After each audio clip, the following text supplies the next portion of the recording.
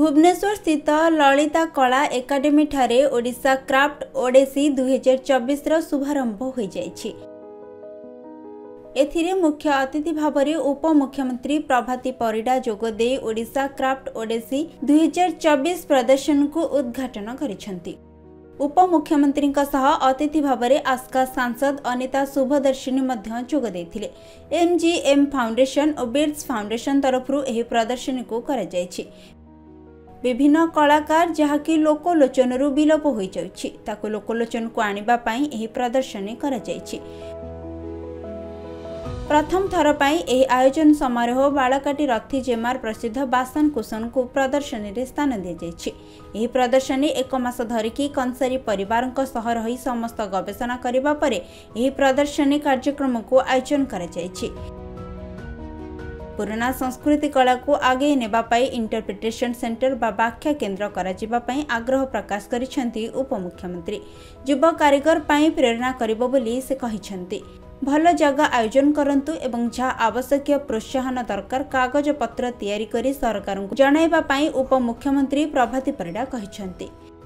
नुआ आधुनिक रूप रे जो माने रिसर्च करचंती देखुचंती के भली ढंग रे हम आगो को देखि करे परिवार मु तो तांको साधुवाद देवी कि बहुत पुरातन काम आमर आमे दुईटा जगह रे गंजाम रो पितल अछि आमर एठी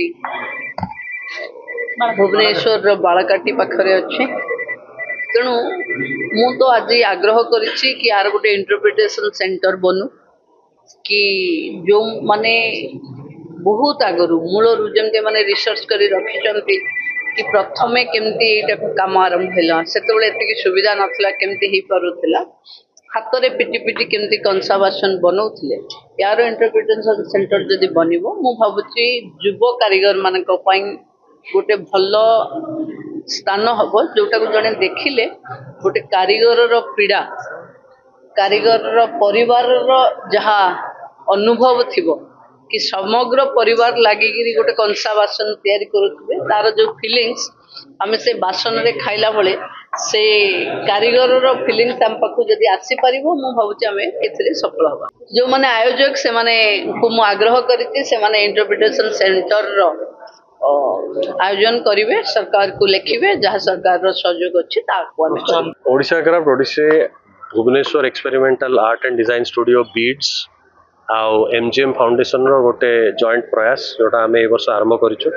आउ ए प्रयास रो मूल लक्ष्य हला कि आमे ओडिशा रो जो विभिन्न शिल्पकला अछि आमे प्रति वर्ष सेही शिल्पकला रो गोटे अलग अलग शिल्पकला जेंते ए वर्ष आमे कंसारी परिवार को सहित काम करछु आमे आरो वर्ष बोधे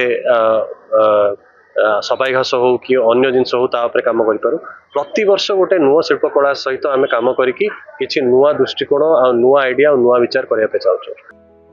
भुवनेश्वर चिरंजीव सेठी रिपोर्ट खबर ओडिशा।